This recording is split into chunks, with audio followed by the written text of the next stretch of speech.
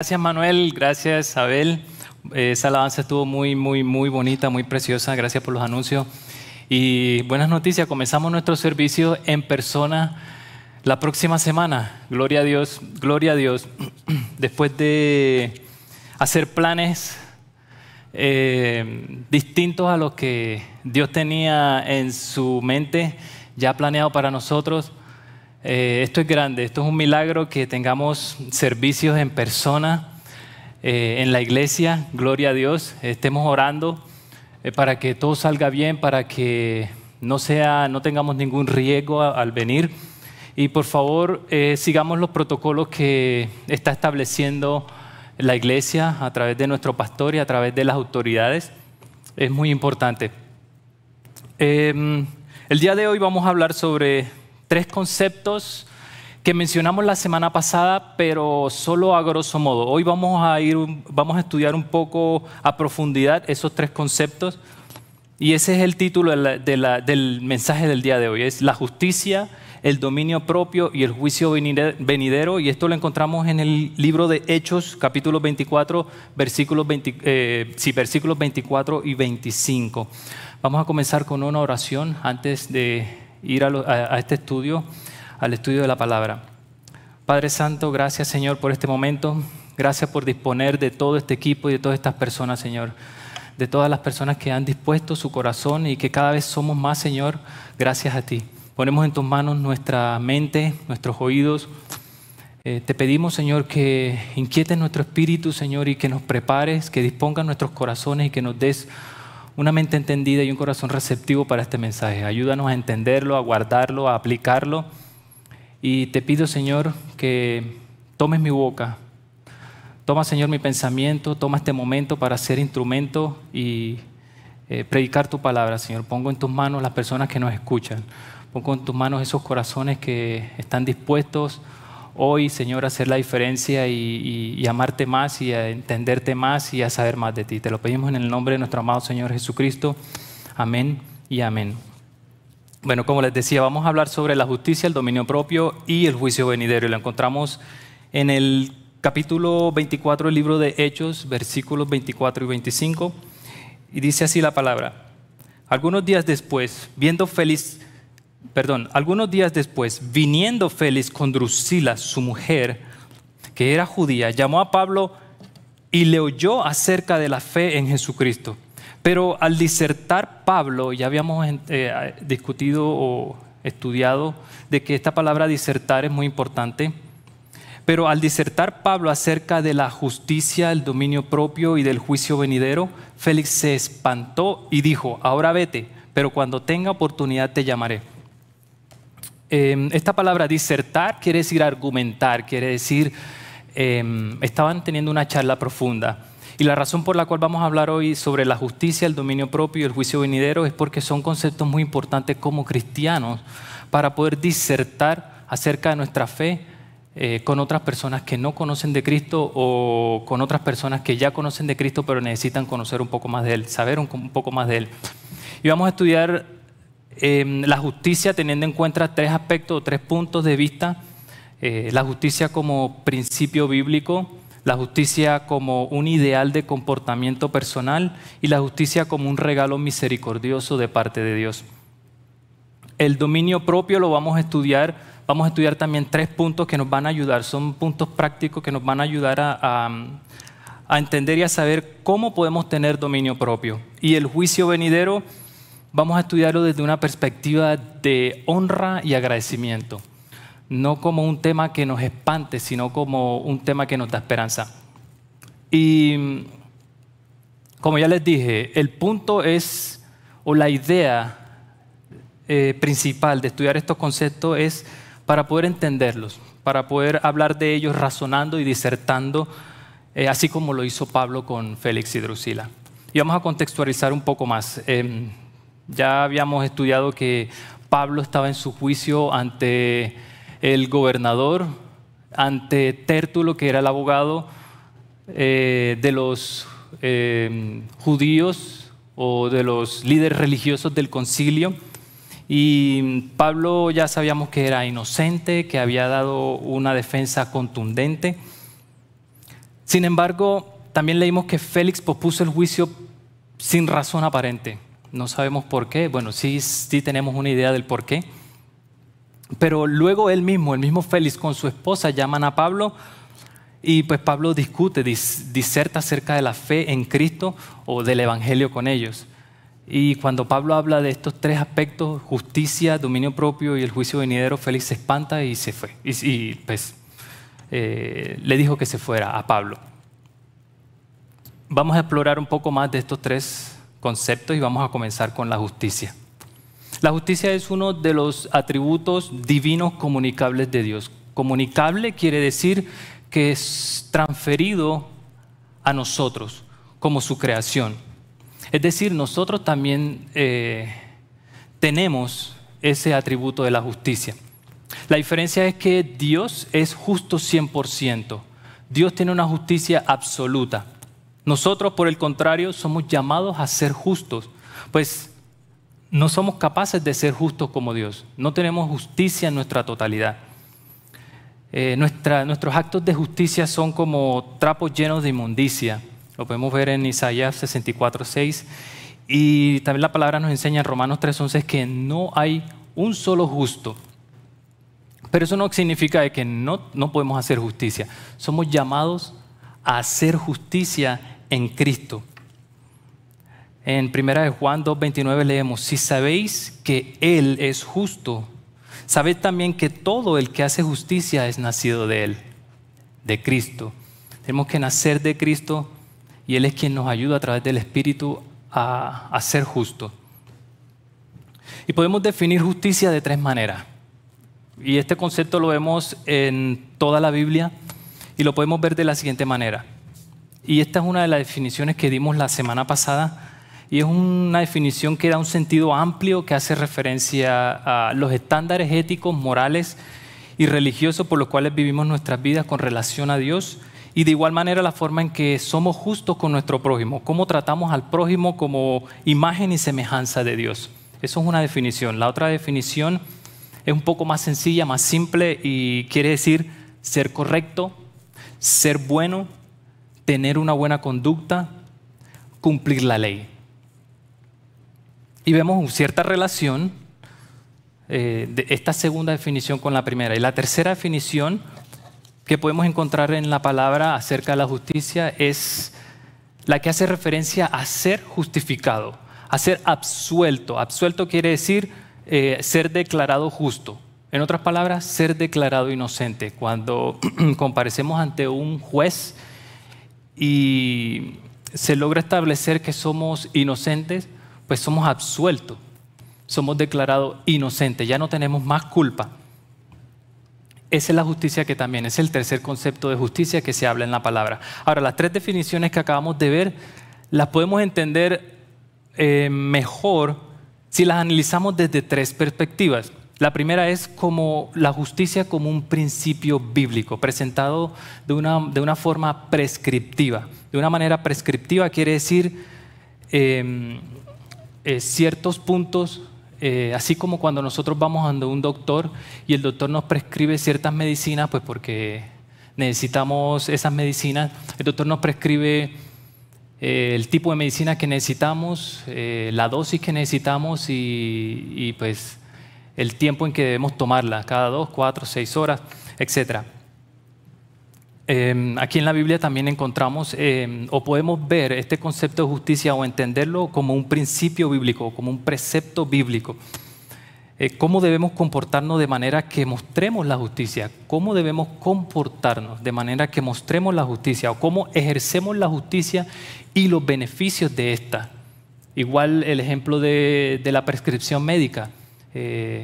Esas medicinas que nos prescribe el doctor nos van a hacer bien y van a tener un beneficio. Y lo más lógico es que si las tomamos y hacemos lo que el doctor nos pide, pues lo más probable es que tengamos una recuperación pronta. Tengamos ese concepto, esa analogía en mente. Y voy a darle unos ejemplos en la palabra, unos versículos de ejemplo. Esto no quiere decir que sean los únicos. Como ya les dije, en la palabra podemos encontrar muchos ejemplos de la justicia. pero vamos a ver algunos ejemplos donde podemos ver la justicia como un principio bíblico. Y veamos en Proverbios 21:21, que dice: el que sigue la justicia y la misericordia hallará la vida, la justicia y la honra. Si sigues las prescripciones que te da la Biblia, vamos a encontrar vida, vamos a hallar vida, justicia y la honra. En Deuteronomio 6:25 leemos: y habrá justicia para nosotros si cuidamos de observar todos estos mandamientos delante del Señor nuestro Dios, tal como Él nos ha mandado. Una vez más, aquí vemos la justicia como un principio bíblico, como un precepto bíblico. Y Miqueas 6:8 lo leemos: oh hombre, Él te ha declarado lo que es bueno, o en otras palabras, lo que es justo. ¿Y qué pide Jehová de ti? Solamente hacer justicia y amar misericordia y humillarte ante tu Dios. Y esto también nos lleva al segundo punto, o a la segunda perspectiva para entender un poco más el concepto de justicia, y ese es la justicia como ideal de comportamiento personal. ¿Cómo nos comportamos nosotros cuando ejercemos y actuamos con justicia? Nuestro comportamiento de acuerdo a lo que la Biblia nos enseña. Y vamos a ver Salmo 106:3, dice: bienaventurados los que guardan el juicio, los que practican la justicia en todo tiempo. Y aquí ya vemos cómo la Biblia prescribe algo, y si nosotros lo cumplimos, tenemos un principio que tiene un beneficio. Tal cual como la prescripción que nos da el médico, si la tomamos bien, como nos lo prescribe el médico, entonces lo más probable es que nos aliviemos. Proverbios 11:11. Por la bendición de los rectos. Y me gusta porque la justicia no solo se relaciona con nuestra vida religiosa o con la iglesia o con lo que hacemos en la iglesia o delante de los hermanos de la iglesia. La justicia también se refleja en muchas áreas de nuestras vidas. Y aquí vemos en una área de nuestra vida que es bastante inusual.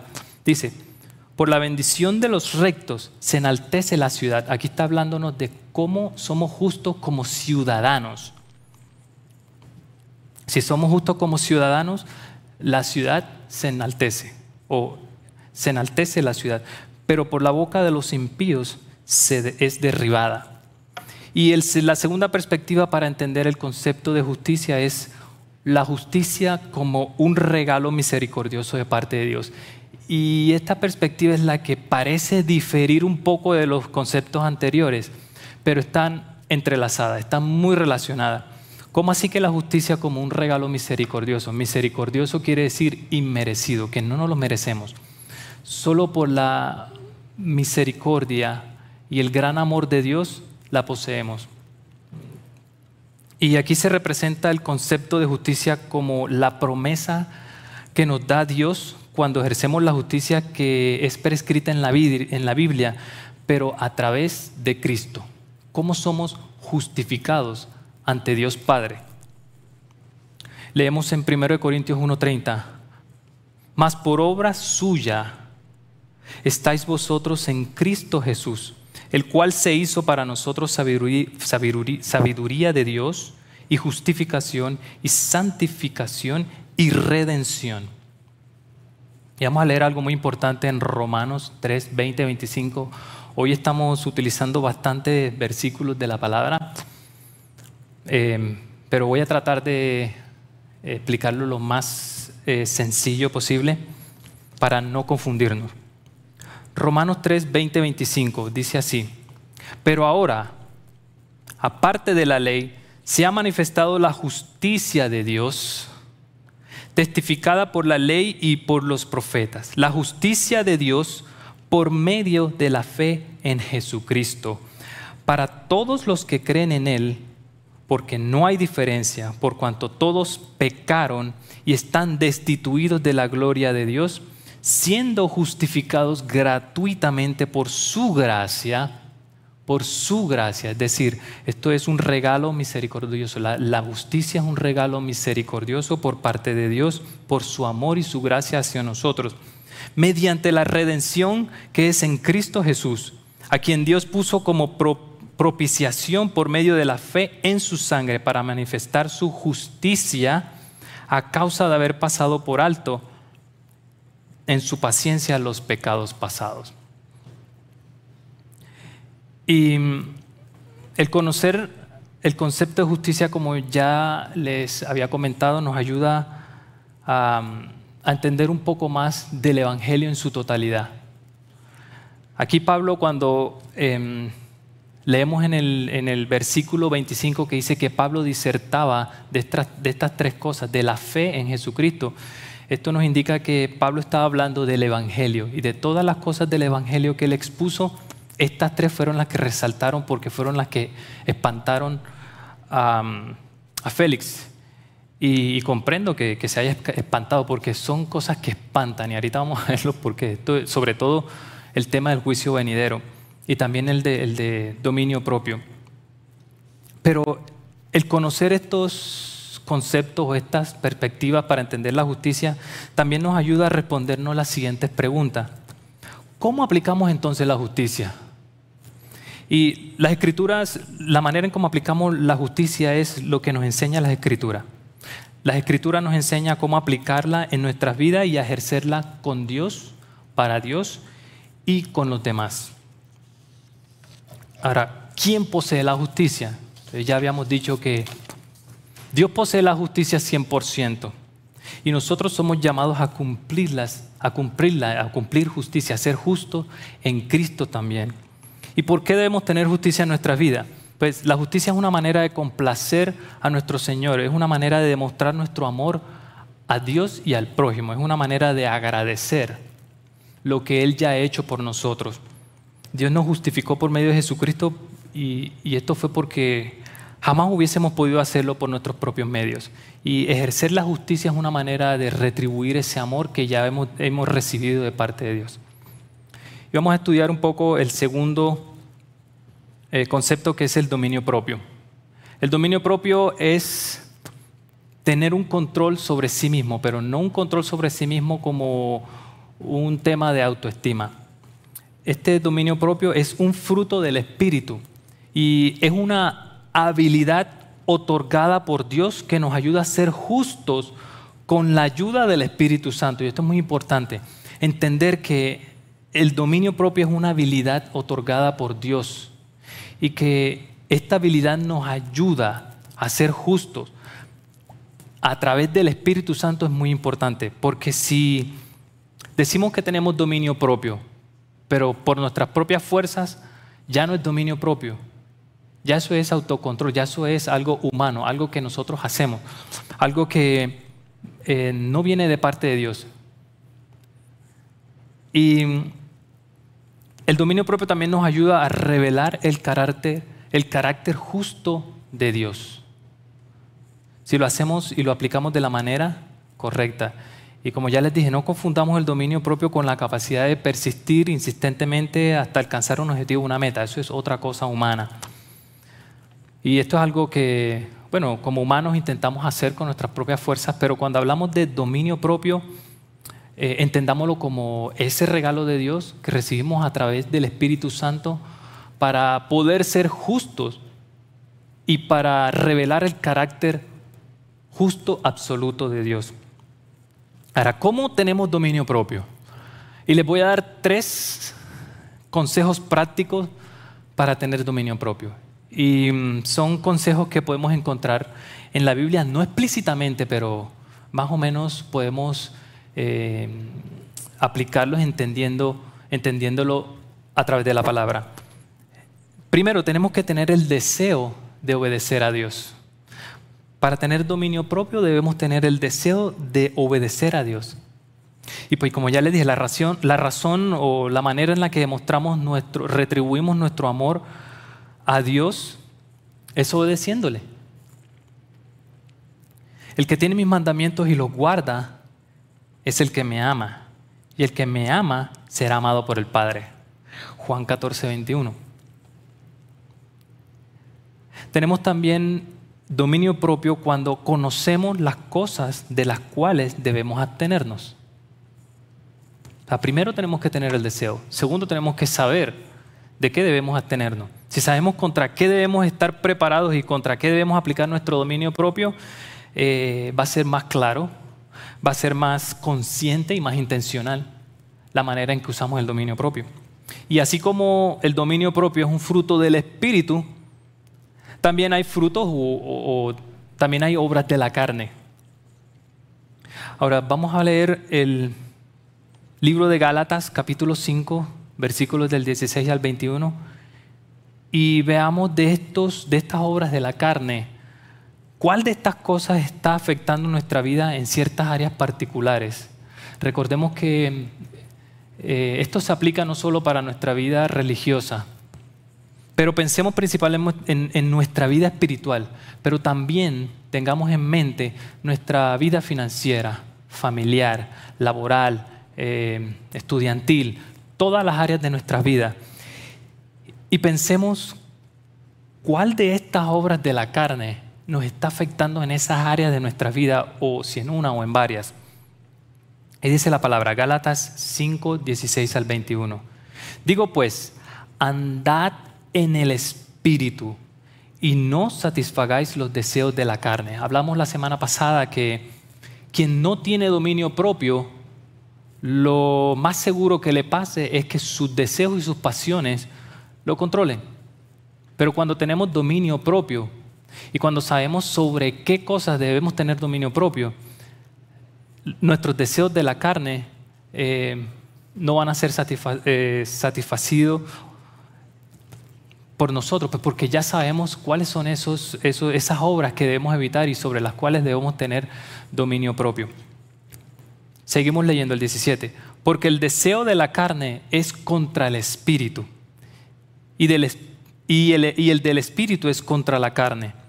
Y estos se oponen entre sí para que no hagáis lo que quisieres. Pero si sois guiados por el Espíritu, aquí está una vez más, que vemos que el dominio propio es una habilidad otorgada por Dios a través del Espíritu Santo. Pero si sois guiados por el Espíritu, no estáis bajo la ley, y manifiestas son las obras de la carne, que son, y aquí está la lista de las obras de la carne: adulterio, fornicación, inmundicia, lascivia, idolatría, hechicerías, enemistades, pleitos, celos, iras, contiendas, disensiones, herejías, envidias, homicidios, borracheras, orgías y cosas semejantes a estas, acerca de las cuales os amonesto, como ya os lo he hecho antes, que los que practican tales cosas no heredarán el reino de Dios. Padre Santo, que Dios tenga misericordia de nosotros. Pero estas son las cosas sobre las cuales tenemos que tener dominio propio y cosas semejantes a estas. Y fíjense de algo, aquí nos mencionan 17 obras de la carne, y de estas 17, 11 son cosas que usualmente pasamos por alto. Son cosas que usualmente ni les prestamos atención. Leamos una vez más. Idolatría, enemistades, pleitos, celos, iras, contiendas, disensiones, herejías, envidias. Todos tenemos envidias, todos tenemos celos, todos hacemos pleitos en algún momento. Y estos son los que consideramos más leves. Ni hablar del adulterio, fornicación, lascivia, inmundicia, homicidios. Pero es interesante que homicidios está entre envidias y borracheras, así como si fuesen iguales, ¿cierto? Pecado es pecado. Pero les prometí un mensaje de esperanza, no un mensaje que los espantara. Y esto es lo que debemos entender para no espantarnos cuando nos hablen, o para nosotros hablar de la justicia, el dominio propio y el juicio venidero. No se trata de no sentir ira, se trata de no ser dominados por la ira. No se trata de no tener envidias, se trata de tener dominio propio, no ser dominado por este pensamiento, por este sentimiento. Y pues como ya lo habíamos dicho antes, ¿quién es justo? Nadie lo es. Ahora no estoy tratando de decir que, bueno, entonces si es así, entonces puedo pecar y ya. No, no, porque el pecado comienza en la mente, simplemente con pensarlo. Ahí ya comienza la raíz del pecado. Pero leemos aquí mismo en esta palabra que dice que los que practican tales cosas no heredarán el reino de Dios. Este verbo practicar, o los que practican, viene del griego prazo, que significa repetida o habitualmente. Cuando tú repites algo o cuando ya estás habituado a algo, quiere decir que eso te está dominando. No tienes dominio propio sobre eso. Ahora pidámosle al Espíritu Santo que nos ayude a dominar todas esas cosas. Y ese es el tercer punto que nos ayuda a tener dominio propio. Creer y pedir al Espíritu Santo que nos dé las herramientas para alejarnos de estas cosas, para tener dominio propio sobre estas cosas. Creerlo y pedirlo. Leamos Juan 16, del 7 al 8. Pero yo os digo la verdad, os conviene que yo me vaya, porque si no me fuera, el Consolador no vendría a vosotros. Cuando habla de Consolador, se refiere al Espíritu Santo. Aquí estamos hablando cuando Jesucristo le estaba hablando a sus discípulos de que tenía que irse. Mas si me fuese, os lo enviaré. ¿A quién? Al Consolador, el Espíritu Santo. Y cuando Él venga, convencerá al mundo de pecado, de justicia y de juicio. En otras palabras, nos reprenderá, nos exhortará. Es decir, el Espíritu nos ayuda a exhortar, a reprendernos, nos ayuda a tener dominio propio para ser justos. Leemos en Romanos 8, del 26 al 27, y estos versículos los leímos la semana pasada, pero quiero repetirlo porque es muy importante. Y de igual manera, el Espíritu nos ayuda en nuestra debilidad. Pues ¿qué hemos de pedir como conviene? No lo sabemos. Pero el Espíritu mismo intercede por nosotros con gemidos indecibles. Mas el que escudriña los corazones sabe cuál es la intención del Espíritu, porque conforme a la voluntad de Dios intercede por los santos. ¿Quiénes son santos? Aquellos que son escogidos. Entendamos esta palabra santo no como los que tienen alitas y los que son perfectos. Nadie es perfecto, ya lo hemos mencionado. Los santos somos nosotros, los escogidos, los de su iglesia, los que hacemos parte del cuerpo de Cristo. Y terminamos con el tercer concepto, que es el juicio venidero. Y digamos como que es el más aterrador. El juicio venidero se refiere pues claramente al juicio final. Un juicio final que tendremos ante Dios, ante Cristo. Si somos cristianos pero no creemos en esto, en que hay un juicio venidero, estamos ignorando gran parte del evangelio que profesamos. Y tenemos que entender qué es el juicio venidero y estar preparados, con corazón dispuesto para recibir esto y para enseñárselos a las otras personas que bien sea no conocen de Cristo o que ya están en el cuerpo de Cristo pero no lo entienden muy bien. Y la semana pasada leímos 2 versículos. Recuerden que estos son solo un par de versículos que podemos utilizar como ejemplos, pero en la Biblia, ya como les había dicho, podemos encontrar muchos más. Y la semana pasada vimos 2 versículos que nos hablan de que habrá un juicio final. Salmos 9:8, Él juzgará al mundo con justicia y a los pueblos con rectitud.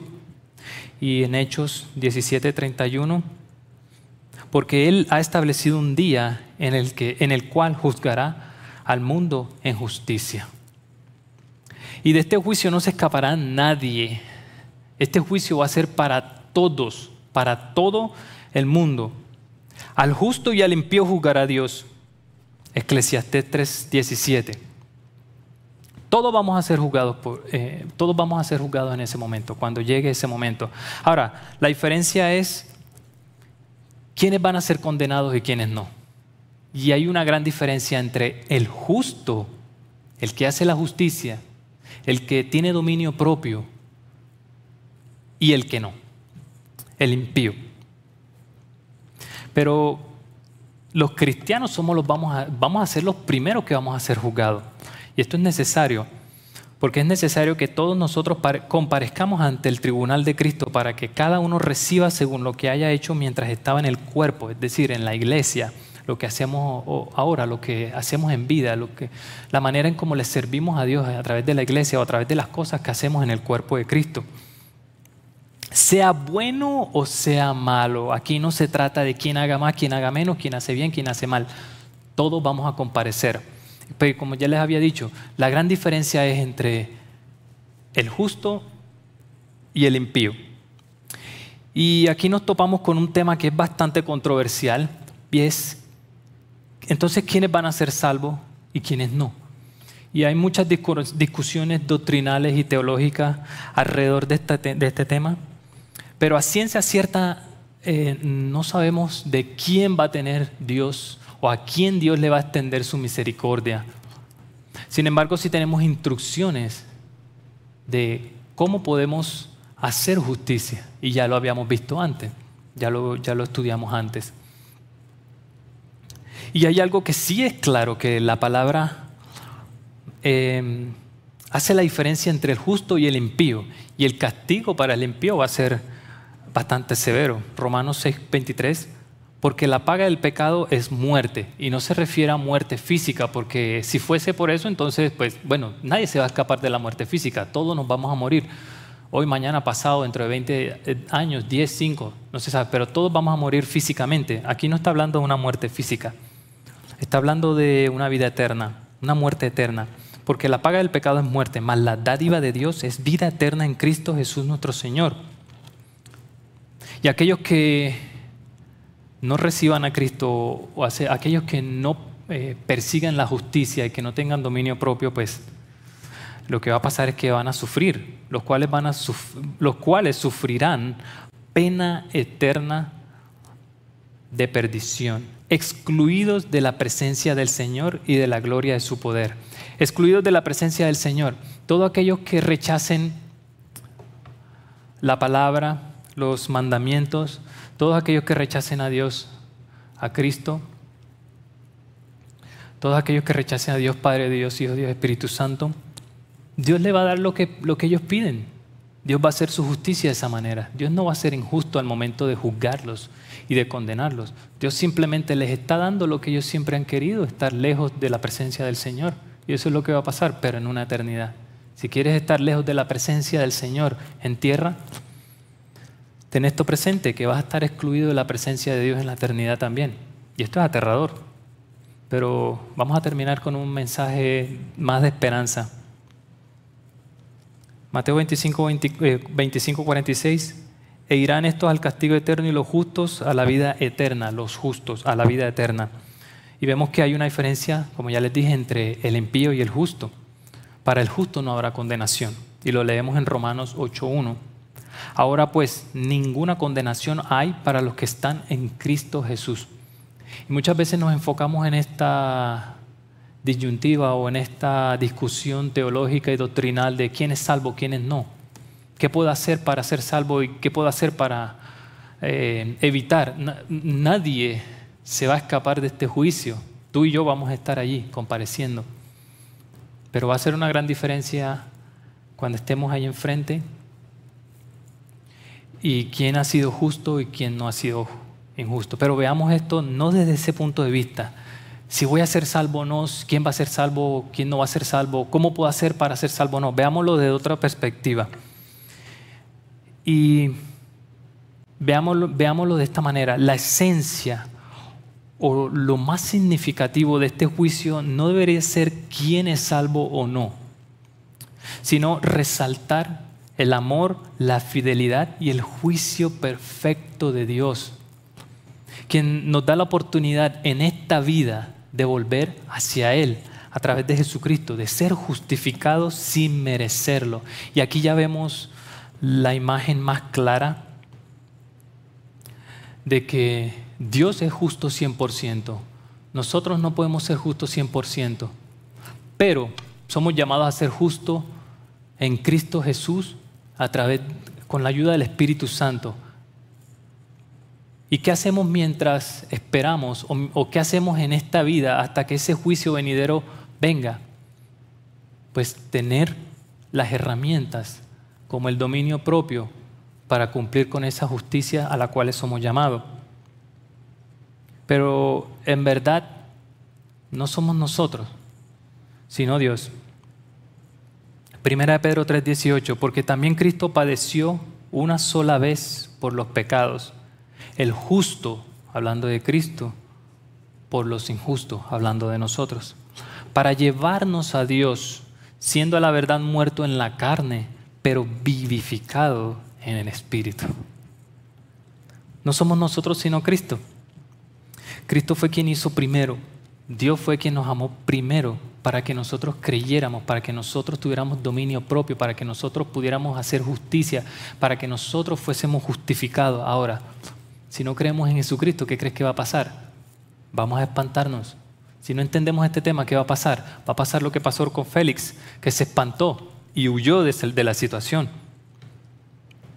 Fuimos amados primero por Dios Padre a través de Dios Hijo para ser justos y ser justificados.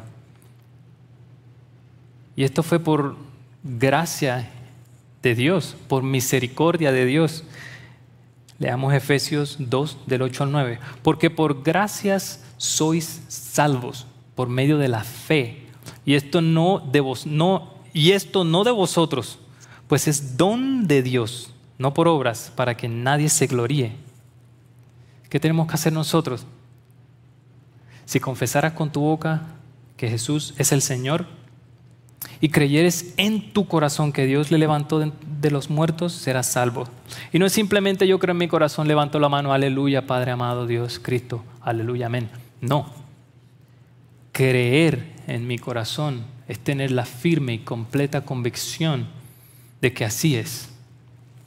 Y para terminar, hermanos, familia,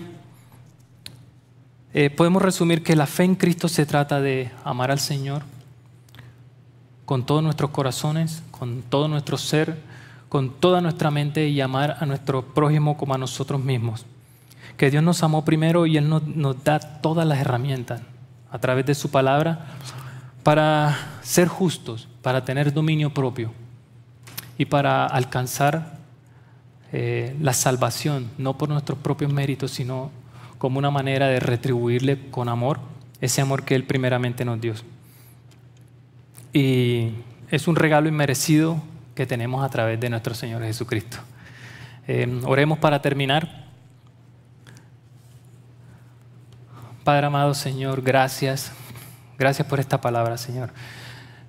Ponemos en tus manos nuestras vidas, ponemos en tus manos nuestra mente, nuestro ser, nuestro corazón. Ponemos en tus manos todo lo que somos, todo lo que podemos ser y todo lo que hemos sido. Ponemos en tus manos, Señor, nuestras fuerzas. Ayúdanos a través del Espíritu Santo a tener control de nuestras vidas, a tener dominio propio, Señor, para poder ser justos, Señor, para cumplir tus mandamientos, tus preceptos, Señor, tus principios, para, Señor, retribuirte con amor todo ese amor que tú nos has dado primero, Señor, y para tener amor con el prójimo también y ser justo con el prójimo, Señor. Ponemos en tus manos esta palabra, esta semilla, Señor, que hoy sembraste hoy en nuestra mente y en nuestros corazones. Ayúdanos a recordarlas y ayúdanos a practicarlas, Señor, a guardarlas en nosotros para transformar nuestras vidas, nuestras mentes, nuestros corazones y transformar también a todos aquellos que están a nuestro alrededor. Ponemos en tus manos el resto de este día, el resto de la semana. Guárdanos, Señor. Te pedimos de tu gracia, de tu favor y de tu bendición. Te lo pedimos en el nombre de nuestro amado Señor Jesucristo. Amén y amén. Y querida familia, les deseo un resto de día